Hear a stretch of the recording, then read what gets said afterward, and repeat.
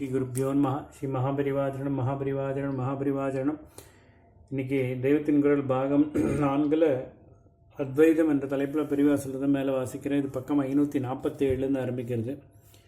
சத்கர்மாவில் சித்தச்சிதறல் குறைவது, அதோடு கூட எந்த காரியத்திலும் இப்படி பொதுவானதாக இல்லாமல் அதை குறித்தே ஏற்பட்ட அநேக எண்ணங்கள் கலந்திருக்கின்றன. பூஜை என்ற காரியம் செய்கிறான் என்றால் இப்பொழுது துளசி அர்ச்சனை பண்ணணும், இப்பொழுது பில்வ அர்ச்சனை பண்ணணும், தீபத்தை தூண்டி விட வேண்டும், பூஜா பாத்திரங்களில் இளறிக்கொள்ளாமல் பிரதட்சிணம் பண்ணணும் என்றிப்படி அநேக எண்ணங்கள் தோன்றி அதன்படியே காரியம் செய்கிறார். பக்தி என்ற பொதுவான முக்கியமான எண்ணத்தோடு இப்படி பல எண்ணங்கள் உள்ளன. இப்படியே ஒவ்வொரு காரியத்திலும். இதிலே கவனிக்க வேண்டிய விஷயம் என்னவென்றால், கர்மா இப்படி சில எண்ணங்களோடு சேர்ந்ததாக இருப்பதால் இதற்கு சம்பந்தமில்லாத வேறு எண்ணங்களில் அப்பொழுது மனசால் போக முடிவதில்லை. தனியாக மனசை விட்டால் அது சம்பந்தமில்லாமல் எல்லா பக்கமும் சிதறி ஓடிக்கொண்டிருப்பது போல் இல்லாமல் காரியம் செய்கிற போது அந்த காரியம் சம்பந்தப்பட்ட சில எண்ணங்களில் மட்டும்தான் மனசு செல்கிறது. இந்த அளவுக்கு காரியத்தினாலேயே மனசுக்கும் ஒரு கட்டுப்பாடு வருகிறது. பூர்ண கட்டுப்பாடாக இல்லாவிட்டாலும் ஏதோ ஒரு வழியில் மட்டும் மனசு போகுது என்ற அளவுக்கு கட்டுப்பாடு ஏற்படுகிறது. வேலை எதுவும் செய்யாமல் வெறுமனே உட்கார்ந்து கொண்டோ படுத்துக்கொண்டோ இருக்கும்போது எதையாவது ஒன்றையே நினைப்பது அல்லது அதை குறித்த சிலவற்றை மட்டும் நினைப்பது என்றால் முடிவதில்லை. தொடர்பில்லாத சமாச்சாரங்களெல்லாம் மனசு பீத்து கொண்டு கிளம்புகிறது. ஆனால் ஒரு வேலையில் ஈடுபட்டு விட்டால் அது சம்பந்தப்பட்ட எண்ணங்களுடன் மட்டுமே மனசு நின்று விடுகிறது. ஈஸ்வர தியானம் செய்யலாம் என்று காரியமில்லாமல் உட்காருகிற போது போக்கப்படாத எண்ணத்திலெல்லாம் மனசு பாய்கிறது. இப்படி பல பேர் சொல்லிக்கொண்டு அழுகிறார்கள். அதுவே ஈஸ்வரனை பூஜை பண்ணுகிறேன் என்று ஆரம்பித்து அதற்கான காரியங்களை செய்து கொண்டு போகும்போது அப்பொழுதும் பல எண்ணங்கள் உண்டானாலும், சம்பந்தமே இல்லாத எண்ணங்கள் கூட கொஞ்சம் வந்தாலும் வகை தொகையே இல்லாமல் சித்த விருத்தி சிதறுவது என்று இல்லாமல் அதற்கு ஓரளவில் கட்டுப்பாடு ஏற்படுகிறது. பூஜைதான் என்றில்லை, ஒருத்தன் சீட்டாடுகிறான் என்றால் கூட அப்பொழுது அதை குறித்த எண்ணங்களில் தான் அவனுடைய மனசு கான்சென்ட்ரேட் ஆகிறது. ரொம்பவும் சபல சித்தமுள்ள ஒரு குழந்தை கிட்டிப்புள் விளையாடும் போது அவனுடைய சித்தம் அதிலேயே தான் இருக்கிறது. பக்ஷம் தருகிறேன் வா என்று தாயார்காரை கூப்பிட்டால் கூட வேண்டாம் போ என்று சொல்லிவிட்டு நாக்கை துரித்து கொண்டு விளையாட்டிலேயே மும்முரமாக போகிறது. சாஸ்திர கர்மா என்று மகான்கள் வகுத்து கொடுத்திருப்பவை 2 விதத்தில் நல்லது பண்ணுகின்றன. மற்ற காரியங்கள் அவசியமற்றதிலோ தப்பானதிலோ கூட மனசை நிறுத்துகின்றன என்றால், சாஸ்திர கர்மாக்கள் எண்ணங்களில் நல்லவனையாவற்றிலே மனசு போகும்படி செய்கின்றன. இது ஒன்று. கெட்டவையான எல்லாவற்றிலிருந்தும் அவை மனசை திருப்பி விடுகின்றன. இது 2வது நன்மை. காரியத்திலேதான் கண் என்கிற போது மனசு 2ஆம் பட்சமாகிறது. ஆனாலும் மனசுக்கும் இப்படி காரியத்தினால் நன்மை உண்டாகிறது. நம்மளவிலே நமக்கு என்ன தெரிகிறது என்றால், ஒரு சத்காரியத்திலே நாம் ஈடுபட்டிருக்கிற போது அது எந்த அளவுக்கு நம்மை சச்சிந்தனையில் செலுத்தினாலும் சரி அல்லது செலுத்தாமலே போனாலும் சரி, நிச்சயமாக நம்மை கெட்ட நினைக்க விட்டாமல், அதைவிட சர்வ நிச்சயமாக கெட்ட காரியம் செய்ய விட்டாமலும் தடுத்து பெரிய உபகாரம் பண்ணுகின்றன. காரியமும் தியானமும். கோயில் பிரகாரத்தை தேய்த்து அலம்பிடுகிற காரியத்தை செய்வதாக வைத்துக்கொள்வோம்.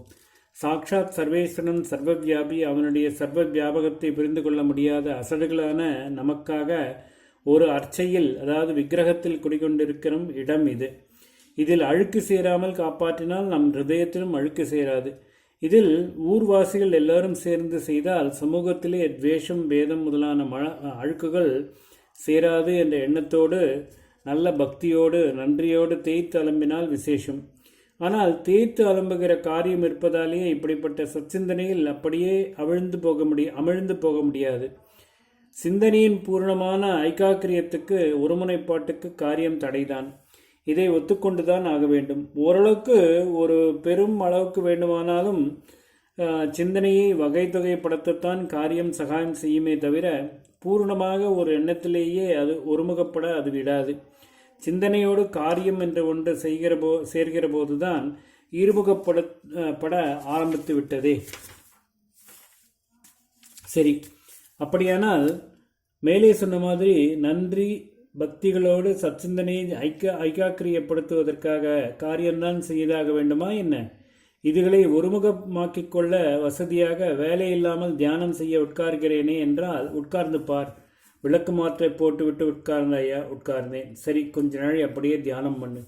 அற்புத நாடகமாக இரு பாத்திரங்களை தாமே தாங்கி நடிக்கும் ஸ்ரீசரணர்கள் சிறிது போது மௌனமாக இருக்கிறார்கள். என்ன தியானம் பண்ணுகிறாயா? நான் கேள்வி கேட்டு உன் தியானத்தை கலைத்து விட்டேனா? இல்லை சுவாமிகளே, இல்லை. நீங்கள் கலைக்கவும் இல்லை, ஒன்றும் இல்லை. அதுவே கலைந்து போய்விட்டது என்று சொல்வது கூட பிசகு. முதலுக்கே எண்ணங்கள் ஒருமுகப்படுத்தி சேரவில்லை. ஆகையினால் கலைவதற்கு என்ன இருக்கிறது? உட்கார்ந்தவுடன் ஏதோ ஒரு க்ஷணம், 2 க்ஷணம் சச்சிந்தனையில் மனசு சாந்தமாயிருந்தது.